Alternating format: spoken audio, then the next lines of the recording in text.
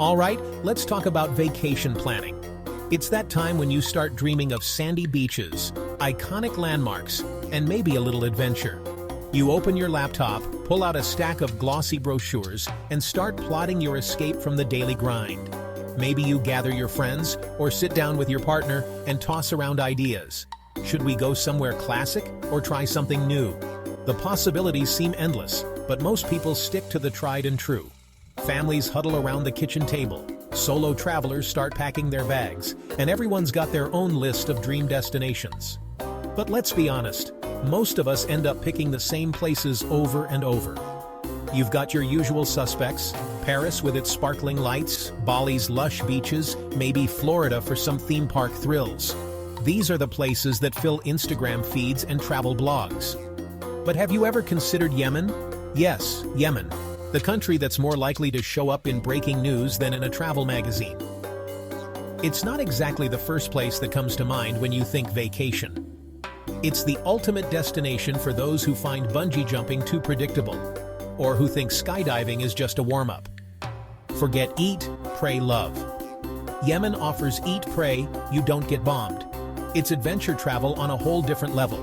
So why Yemen? For me, it was a mix of a journalist's curiosity and, let's be honest, a questionable survival instinct.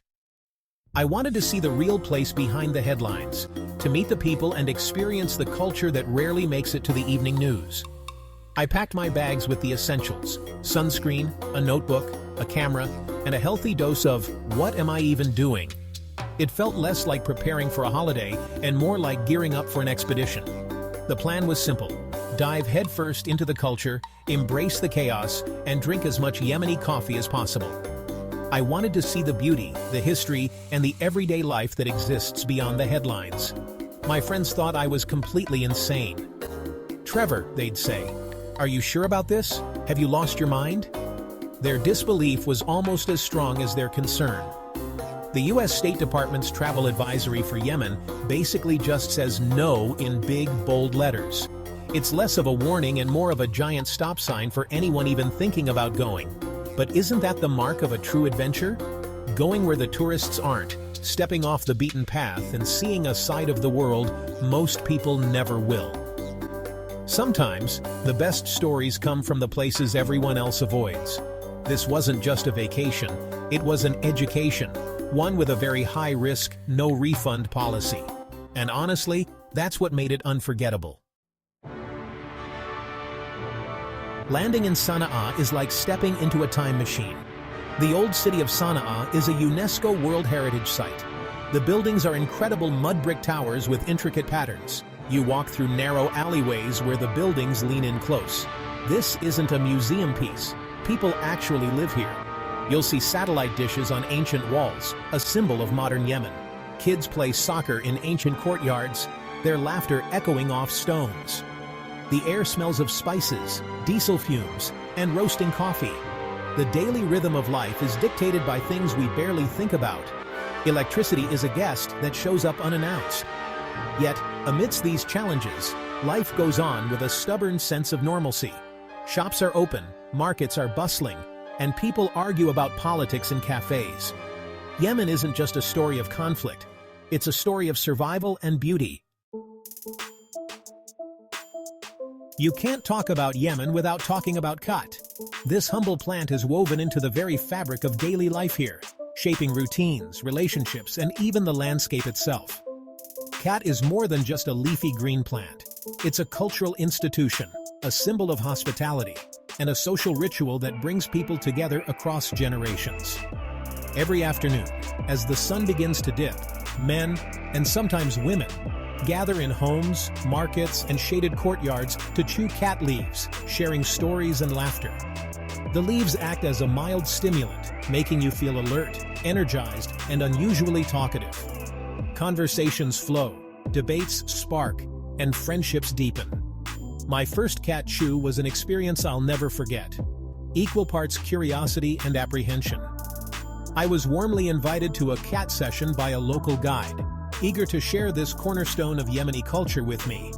The taste? Honestly, it's bitter, like chewing on a hedge or a handful of raw leaves. It takes some getting used to. For the first hour, I felt nothing but a dry mouth and a sense of anticipation. The room was quiet, almost meditative. Then, almost imperceptibly, something shifted. The conversation picked up, laughter echoed, and the energy in the room became electric. It was in that cat-fueled haze, surrounded by new friends, that I finally understood its true purpose. Cat isn't about getting high. It's about forging connections, breaking down barriers, and creating a space for open dialogue. In a society with strict social codes, Cat acts as a social lubricant, making it easier to bond, negotiate, and share ideas.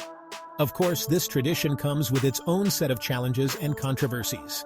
Cat farming consumes a staggering amount of Yemen's already scarce water resources, contributing to environmental strain and food insecurity. Yet, for millions of Yemenis, the daily Cat chew remains a vital escape, a moment of relief from hardship, a chance to reconnect with community. It's a tradition deeply rooted in the soil and in the hearts of those who call Yemen home.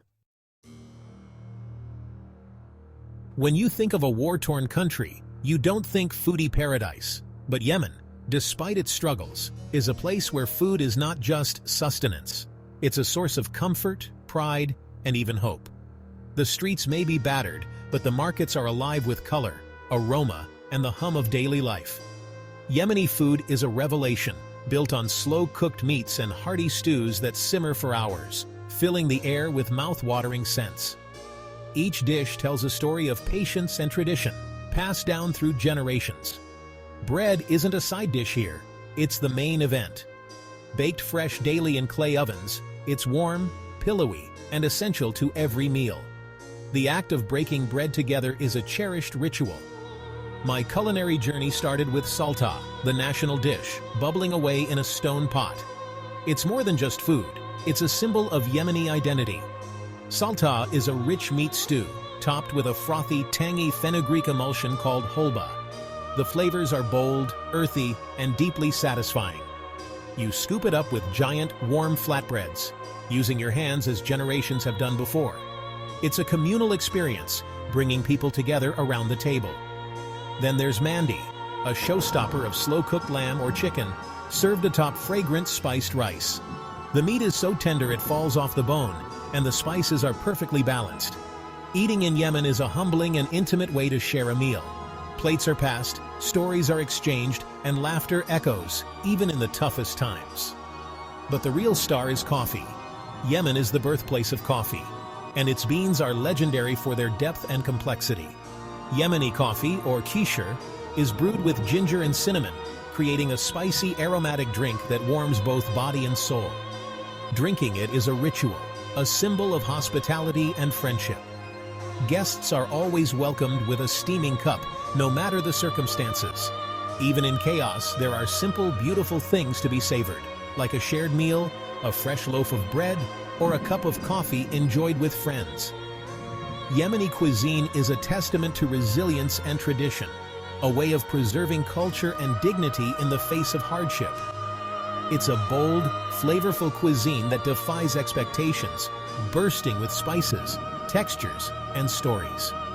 In Yemen, food is a celebration of life amidst adversity, a reminder that even in the darkest times, there is joy to be found around the table.